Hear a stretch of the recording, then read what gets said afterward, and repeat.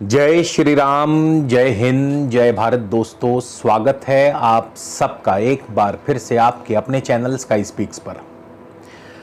आज एक बहुत ही दिलचस्प विषय पर हम चर्चा करने वाले हैं। आज मैं आपको एक ऐसे योग के बारे में बताऊंगा कि यदि यह योग आपकी कुंडली में मौजूद है तो यकीन मानिए आप रईसों में भी रईस होंगे। जी हाँ, बिल्कुल सही सुना आपने, आप रईसों में भी रईस होंगे। यानी आपके पास सर्वश्रेष्ठ लक्ष्मी होगी। लक्ष्मी मां आप पर पूरी तरह से मेहरबान होंगी, दयालु होंगी। तो कहीं भी जाइएगा मत दोस्तों। आज का वीडियो बहुत ज्ञानवर्धक होने वाला है, बहुत खास, बहुत दिलचस्प होने वाला है। तो अगर आप हमारे चैनल पर नए हैं तो कृपया चैनल को सब्सक्राइब कर लें, बेल आइकन वाला बटन जरूर दबाइएगा ताकि कोई भी हमारा वीडियो आप मिस ना कर सकें। पर्सनल कंसल्टेशन के लिए स्क्रीन पर आपको मेरा नंबर दिखाई दे रहा है। आप इस नंबर पर व्हाट्सएप के माध्यम से अपना जन्म विवरण यानी कि आपका नाम, आपकी जन्म तिथि, आपका जन्म समय, जन्म स्थान एवं आपकी प्रश्न या समस्या हमें लिख करके व्हाट्सएप करें। आपको पूर्ण मार्गदर्शन मिलेगा। आपको समस्या के समाधान और उपाय भी बताए जाएंगे, मगर शुल्क लागू रहेंगे। तो चलिए दोस्तों, आगे बढ़ते हैं। और अब तक तो आप समझ ही चुके होंगे कि मैं किस युति के बारे में बात कर रहा हूं। जी हां, बिल्कुल सही। आज मैं आपके साथ गुरु और चंद्रमा की युति के बारे में बात करने वाला हूं। गुरु और चंद्रमा की जो युति है, ज्योतिष शास्त्र में इसे बहुत ही शुभ युति माना गया है। वैदिक ज्योतिष में इसे गज केसरी योग की उपाधि से नवाजा गया है। अगर आपकी कुंडली में गुरु और चंद्रमा इकट्ठे बैठे हों और खास करके केंद्र में बैठे हों तो गज केसरी योग बनाते हैं। वैसे भी गुरु और चंद्रमा की युति अमूमन सभी भावों में शुभ फल प्रदान करती है। किसी किसी भाव में हो सकता है कि थोड़ा बहुत इनका नेगेटिव इंपैक्ट हो। तो गुरु और चंद्रमा की युति की जितनी तारीफ की जाए उतनी कम है। लेकिन आगे बढ़ने से पहले मैं आपको बता दूं कि इससे पहले मैं ऑलरेडी एक वीडियो बना चुका हूं जिसमें मैंने गुरु और सूर्य की युति के बारे में चर्चा की थी, यानी विश्व के सबसे भाग्यशाली पिता और पुत्र के बारे में बताया था। तो अगर आप वो वीडियो देखना चाहते हैं तो उस वीडियो का लिंक जो है वो आपको आज के इस वीडियो के डिस्क्रिप्शन बॉक्स में मिल जाएगा। इसके अलावा इंडिविजुअली भी मैंने गुरु, सूर्य, चंद्र और शुक्र इन सभी ग्रहों के अलग अलग शुभ और अशुभ लक्षणों के बारे में बताया हुआ है। तो इन वीडियोस का लिंक भी आपको आज के इस वीडियो के डिस्क्रिप्शन बॉक्स में मिल जाएगा, जरूर देखिएगा। आपको और भी बहुत सारी चीजें जो हैं मालूम पड़ेंगी, आपको आपके ज्ञान में और भी ज्यादा वृद्धि होगी। तो चलिए वापस अपने विषय पर पहुंचते हैं, वापस अपने टॉपिक पर बात करते हैं। तो गुरु और चंद्रमा की युति बहुत शुभ मानी गई है। छत्रधारी ऐसा जातक, अब ये जो युति जिसकी मैं बात कर रहा हूं, वैसे तो नॉर्मली किसी भी लगन में आपका जन्म हुआ हो और गुरु और चंद्रमा किसी भी लगन में, अगर आपका किसी भी राशि में आपका जन्म हुआ है तो भी गुरु और चंद्रमा आपको शुभ फल ही प्रदान करेंगे। लेकिन अगर आपका जन्म धनु, मीन, कर्क, सिंह, मेष अथवा वृश्चिक लगन में हुआ है या आपकी राशि इनमें से कोई एक है तो आप बहुत ही भाग्यशाली हैं, क्योंकि इन लगन में या इन राशियों में गुरु और चंद्रमा बहुत ही ज्यादा शुभ फल प्रदान करते हैं ऐसे जातकों को जिनका जन्म इन लगन अथवा राशियों में हुआ हो।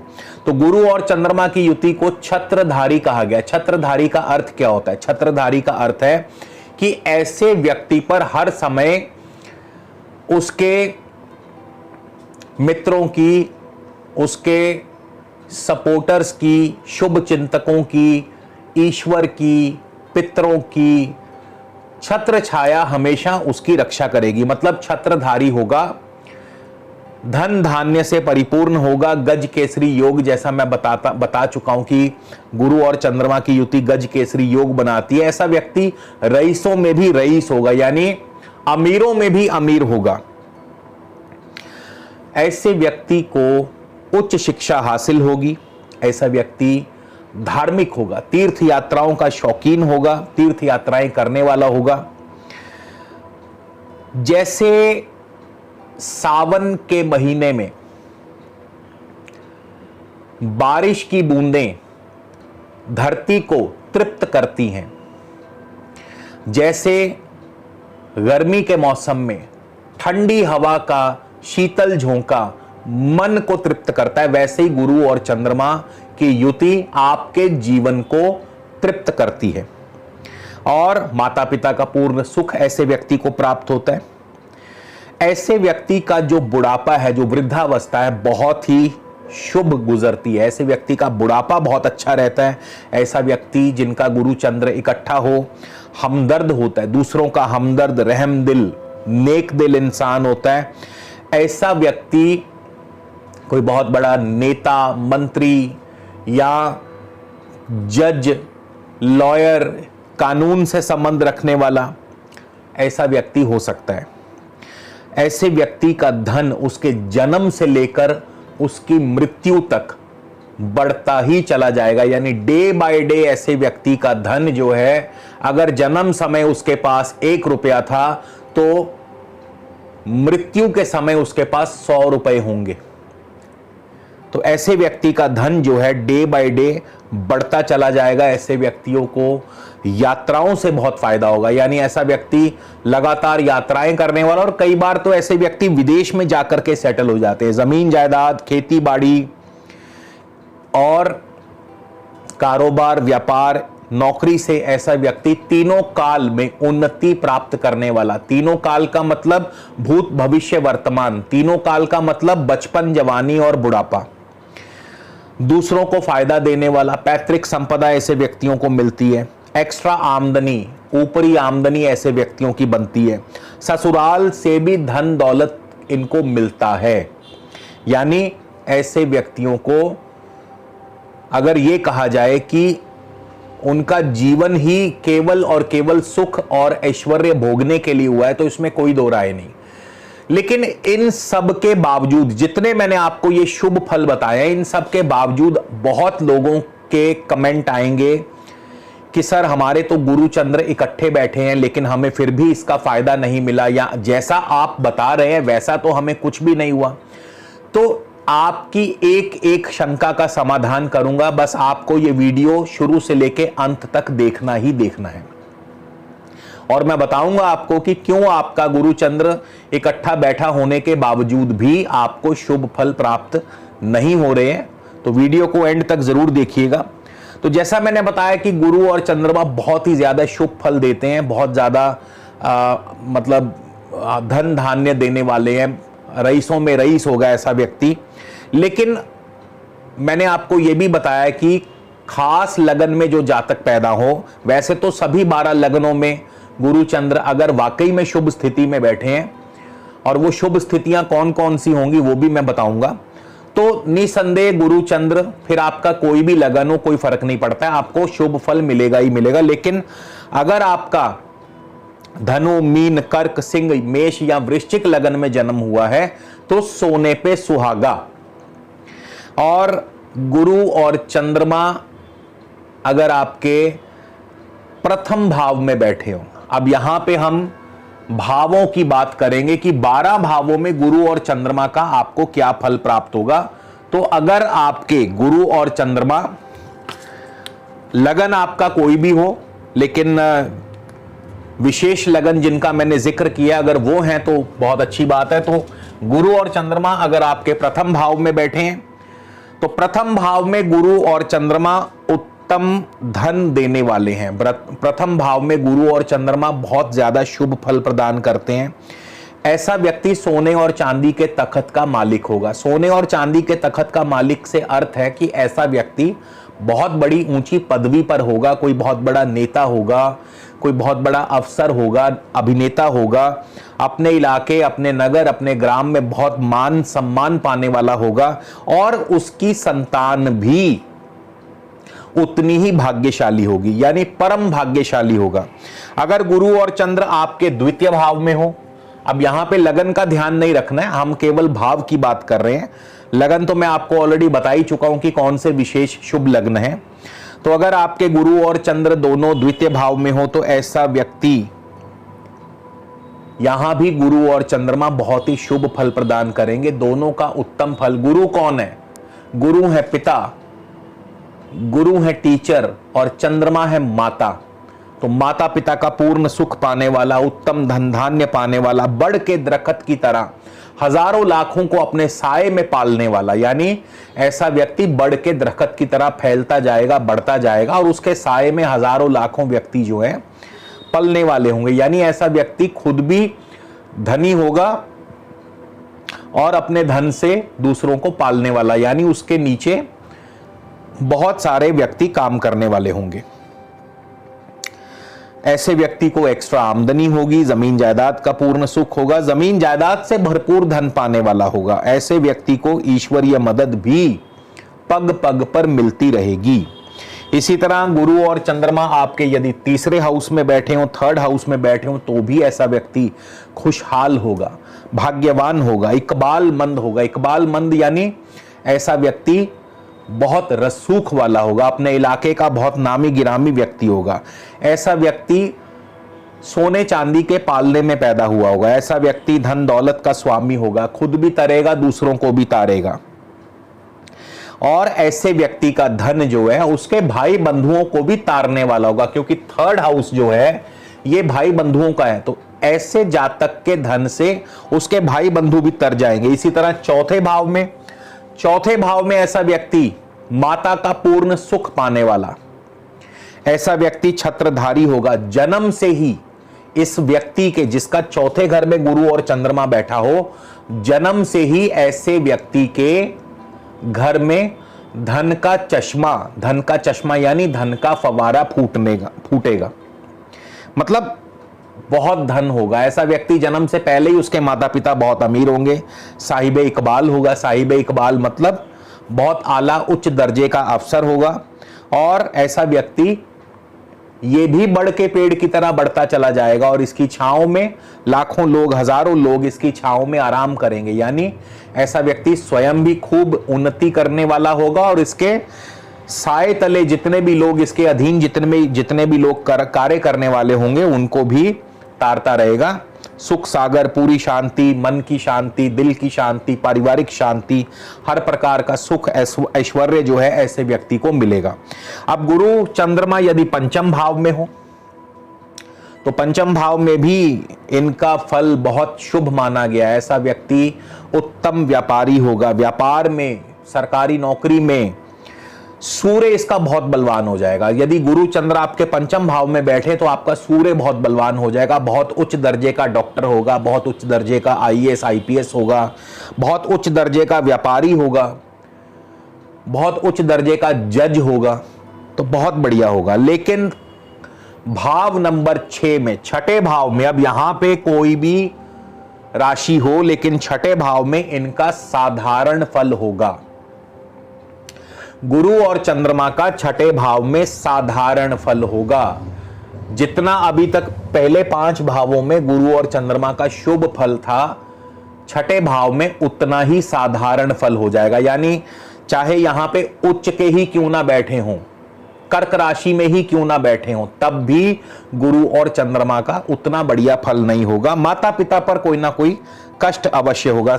ऐसा ही सप्तम भाव में होगा। गुरु और चंद्रमा अगर आपके सप्तम भाव में बैठे हैं तो भी इनका साधारण फल हो जाएगा। अब उतना बढ़िया फल नहीं रहेगा, माता पिता पर कष्ट होगा। गुरु और चंद्रमा अगर आपके अष्टम भाव में बैठे हैं तो भी यहां पे इनका साधारण फल हो जाएगा। और अगर गुरु चंद्रमा आपके अष्टम भाव में बैठे हैं तो आपको अपने भाइयों से झगड़ा बिल्कुल नहीं करना है। यह बात आपको बहुत ध्यान में रखनी है। गुरु चंद्रमा यदि आपके नवम भाव में बैठे हैं तो ऐसा व्यक्ति किस्मत का महाधनी होगा। किस्मत का धनी नहीं, किस्मत का महाधनी होगा। पंचम भाव में गुरु और चंद्रमा संतान की तरक्की को दर्शाते हैं। पंचम भाव में स्वयं की तरक्की तो होगी ही होगी, संतान की भी तरक्की होगी। नवम भाव में किस्मत का महाधनी क्यों कहा मैंने? क्योंकि नवम भाव में गुरु और चंद्रमा स्वयं अपनी तरक्की, पिता की तरक्की और अपनी संतान की तरक्की, यानी 3 पुष्ट तक तरक्की ही तरक्की देंगे। नवम भाव में इतना शुभ फल माना गया है। लेकिन दशम भाव में बिल्कुल इसके विपरीत फल है। अगर गुरु और चंद्रमा आपके दशम भाव में बैठे हैं, हां अलग बात है अगर शुभ राशि में बैठे हैं, उच्च राशि में बैठे हैं, तो शायद इनका प्रभाव कुछ हद तक अच्छा हो सकता है। दशम भाव में अगर गुरु और चंद्रमा अपनी शुभ राशि में, मित्र राशि में, स्वराशि में, उच्च राशि में बैठे हैं तो कुछ हद तक इनका प्रभाव अच्छा हो सकता है। लेकिन फिर भी ऐसे व्यक्ति के पास अपना स्वयं का धन नहीं होगा और माता पिता का धन भी ऐसे व्यक्ति के किसी काम नहीं आएगा। यानी कितना भी धनी हो, इसके माता पिता कितने भी धनी हो, लेकिन जातक के जो माता पिता का धन है वो जातक के काम नहीं आएगा। यानी आपके माता पिता के पास कितना भी धन हो, माता पिता कितने भी धनी हो, आपके किसी काम नहीं आएगा। माता पिता का धन आपके लिए पानी की झाग के बराबर होगा। जिस प्रकार पानी का बुलबुला पल भर में फूट जाता है, वैसे ही माता पिता का धन आपके लिए पल भर में खत्म हो जाएगा। और ऐसा जातक अपनी स्वयं की मेहनत से आगे बढ़ेगा। यानी गुरु चंद्रमा दशम भाव में, और अगर आप धनवान हैं तो आप भाग्यवान हैं, क्योंकि आप अपनी मेहनत से आगे बढ़े हैं, आपको माता पिता से कोई सपोर्ट नहीं मिला होगा।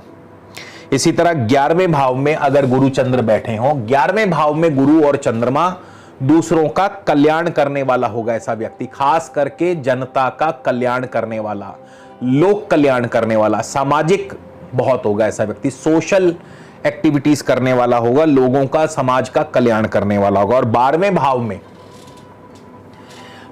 भाव में गुरु और चंद्रमा यदि आपके बैठे हैं तो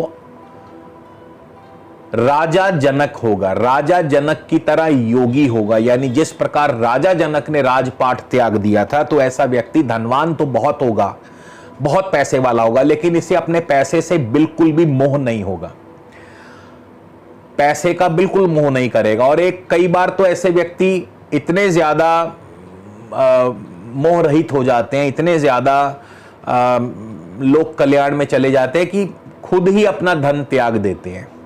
आपने देखा होगा, ऐसे व्यक्ति होते तो विरले ही हैं, हर कोई ऐसा नहीं करता है, बहुत विरले व्यक्ति होते हैं। लेकिन आपने सुना होगा कि फला व्यक्ति ने अपनी लाखों करोड़ों की जायदाद जो है वो दान कर दी।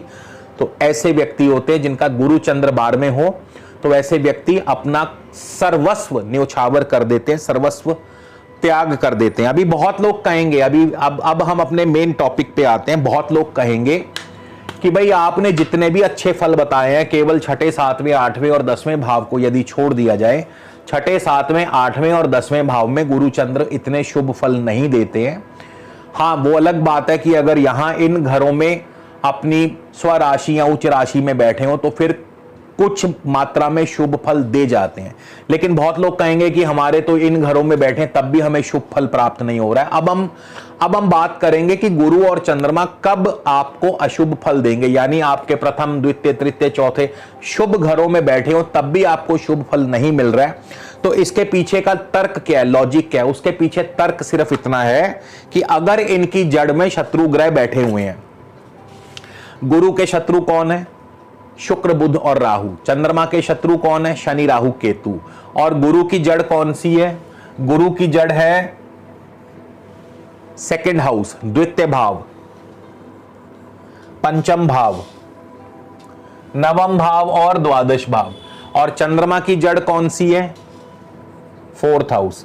तो अगर आपके द्वितीय भाव में, पंचम भाव, नवम भाव और द्वादश भाव में गुरु के शत्रु ग्रह बैठे हैं, यानी शुक्र, बुध, राहु बैठे हैं, या आपके चौथे भाव चंद्रमा के भाव में जो चंद्रमा की जड़ है वहां पर शनि, राहु, केतु बैठे हैं, तो फिर आपको गुरु और चंद्रमा कितने भी अच्छे क्यों ना हो, आपको अपना शुभ फल नहीं दे पाएंगे। ये नियम हमेशा याद रखना होगा। अगर आप थोड़ा सा भी ज्योतिष का ज्ञान रखते हैं और नहीं भी रखते हैं तो भी मैंने इतने सरल तरीके से आपको समझाने की कोशिश की है कि अगर आपके गुरु और चंद्रमा कितने भी अच्छे घर में क्यों ना बैठे हो, उच्च के क्यों ना बैठे हो, अगर द्वितीय, पंचम, नवम और द्वादश में शुक्र, बुध, राहु कोई एक, दो या तीनों, या फिर आपके चौथे भाव में शनि, राहु, केतु कोई एक, दो या तीनों आकर के बैठ जाएं, तो गुरु और चंद्रमा आपको अब अपना शुभ फल नहीं दे पाएंगे। तो ये तो इनकी जड़ में बैठने की बात होगी। अब हम बात करेंगे गुरु और चंद्रमा के साथ अगर कोई तीसरा ग्रह बैठा हो तब क्या फल होगा। ये तो उनकी जड़ की बात थी ना कि गुरु चंद्र की जड़ में अगर शत्रु बैठ जाए, लेकिन अगर इनके साथ कोई भी तीसरा ग्रह आकर के बैठ जाए तब क्या फल देंगे। तो गुरु और चंद्रमा के साथ अगर सूर्य बैठे हो, गुरु और चंद्रमा के साथ किसी भी घर में अगर सूर्य बैठे हो या सूर्य की दृष्टि हो, तो ऐसा व्यक्ति बहुत ही सफल व्यापारी होगा, बहुत आला उच्च दर्जे का अफसर होगा, कोई बड़ा नेता होगा, बड़ा जज होगा, आईएएस आईपीएस अधिकारी होगा, और ऐसा व्यक्ति बहुत ही उच्च दर्जे का धनवान होगा अगर गुरु और चंद्रमा के साथ सूर्य आकर के बैठ जाएं या सूर्य की दृष्टि हो। अगर गुरु और चंद्रमा के साथ शुक्र आकर के बैठ जाए, गुरु और चंद्रमा के साथ अगर शुक्र आकर के बैठ जाए तब क्या होगा। तो गुरु और चंद्रमा की शुक्र के साथ अगर युति हो जाए तो ऐसा व्यक्ति कभी शाह, कभी मलंग, कभी खुशहाल, कभी तंग होगा, और ऐसा व्यक्ति अपने अवैध और अनैतिक संबंधों से बर्बाद हो जाएगा। यानी अगर आपका गुरु, चंद्रमा और शुक्र इकट्ठे बैठे हैं तो आपको अवैध और अनैतिक संबंधों से दूर रहना है, अन्यथा आप आज नहीं तो कल मुसीबत में फंस जाएंगे। गुरु चंद्रमा और के साथ यदि मंगल बैठे हों, अब गुरु और चंद्रमा के साथ तीसरा ग्रह यदि मंगल आकर के बैठ जाए तो अब तीनों का उत्तम फल होगा। गुरु यानी पिता, चंद्र यानी माता, मंगल यानी भाई बंधु आपकी फुल सपोर्ट करेंगे, तीनों का उत्तम फल होगा। तीनों काल यानी बचपन, जवानी, बुढ़ापा आपकी तरक्की होगी, धन, दौलत, परिवार सब आपकी फेवर में रहेंगे। गुरु चंद्रमा के साथ यदि बुध आकर के बैठ जाए, अब क्या फल होगा। देखिए, बुध जड़ में बैठा था तो खराब करेगा, लेकिन अगर बुध गुरु और चंद्रमा के साथ आकर के बैठ जाए तो ऐसे व्यक्ति को व्यापार में तो जरूर फायदा होगा। अन्य किसी जीवन के क्षेत्र में कोई दिक्कत परेशानी हो तो अलग बात है, लेकिन व्यापार में ऐसे व्यक्ति को अवश्य ही फायदा होगा। इसी तरह गुरु चंद्रमा के साथ यदि शनि आकर के बैठ जाए, अब शनि चंद्रमा की जड़ में जब बैठा था तो शनि ने खराब करना था, लेकिन अगर गुरु चंद्रमा के साथ शनि आकर के बैठ जाए तो भी तीनों का बहुत उत्तम फल होगा। यानी ऐसे व्यक्ति की उत्तम धन दौलत होगी ऐसे व्यक्ति के पास, और ऐसा व्यक्ति पारस होगा, यानी ऐसे व्यक्ति से दूसरों को, लाखों करोड़ों लोगों को फायदा ही फायदा होगा। इसी तरह गुरु चंद्रमा के साथ अगर राहु आकर के बैठ जाए, आपकी कुंडली में अगर गुरु, चंद्र और राहु इकट्ठे बैठे हैं तो ऐसे व्यक्ति का दांपत्य जीवन कष्टमय होगा, दांपत्य सुख में कमी होगी। गुरु चंद्रमा और केतु आकर के बैठ जाएं तो ऐसे व्यक्ति को संतान सुख में कष्ट होगा, संतान की तरफ से कोई ना कोई चिंता या परेशानी ऐसे व्यक्ति को हमेशा चलती रहेगी, और माता पिता पर भी कष्ट हो सकता है। तो ये तो था गुरु चंद्र के साथ तीसरे ग्रह का फल। अब इनके फल को शुभ कैसे किया जाए। गुरु और चंद्रमा, अब हमने जान लिया कि गुरु और चंद्रमा की युति आपको क्या फल दे सकती है। गुरु चंद्रमा 12 भावों में आपको कैसा फल देंगे। गुरु चंद्रमा की जड़ में अगर शत्रु बैठे हो तब क्या फल होगा। गुरु चंद्रमा के साथ अगर कोई तीसरा ग्रह बैठ जाए तब क्या फल होगा। एक तरह से मैंने पूरी कोशिश की है कि आपको गुरु चंद्रमा का पूर्ण फल समझाने की, लेकिन अगर गुरु चंद्रमा के आपको शुभ फल नहीं मिल रहे हैं और आप चाहते हैं कि गुरु और चंद्रमा के आपको शुभ फल मिलें, तो ऐसे में आपको क्या करना होगा। सबसे पहले गुरु कौन है? पिता। चंद्र कौन है? माता। तो अपने माता और पिता की रोज सेवा करें, उनका रोजाना आशीर्वाद ले माता पिता का। इसके अलावा आपको क्या करना है, अगर माता पिता की सेवा नहीं कर सकते, किसी कारणवश आप दूर हैं उनसे, नौकरी की वजह से, पढ़ाई की वजह से आप दूर हैं अपने माता पिता से, तो फिर ऐसे में आप वृद्ध आश्रम में चैरिटी करें, दान पुण्य करें, वृद्ध आश्रम में बुजुर्गों की सेवा करें। और सबसे उत्तम, अगर ये भी नहीं कर सकते हैं, ये भी आपके लिए संभव नहीं है, ये भी आपके लिए पॉसिबल नहीं है, तो फिर ऐसे में पुखराज और मोती तो अवश्य धारण करें।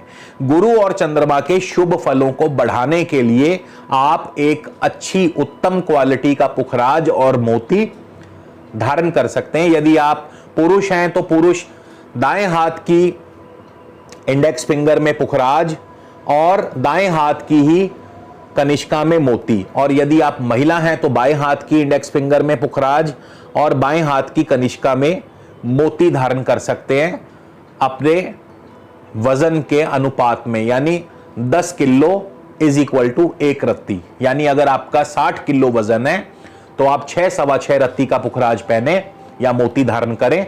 अगर आपका 70 किलो वजन है तो आप 7 या सवा 7 रत्ती का पुखराज या मोती धारण करें। तो उम्मीद करता हूं दोस्तों आज का वीडियो आपको जरूर पसंद आएगा। कमेंट करके जरूर बताइएगा वीडियो कैसा लगा। इसी के साथ आपसे विदा लेता हूं, अगले वीडियो में फिर मुलाकात होगी। जय श्री राम, जय हिंद, जय भारत।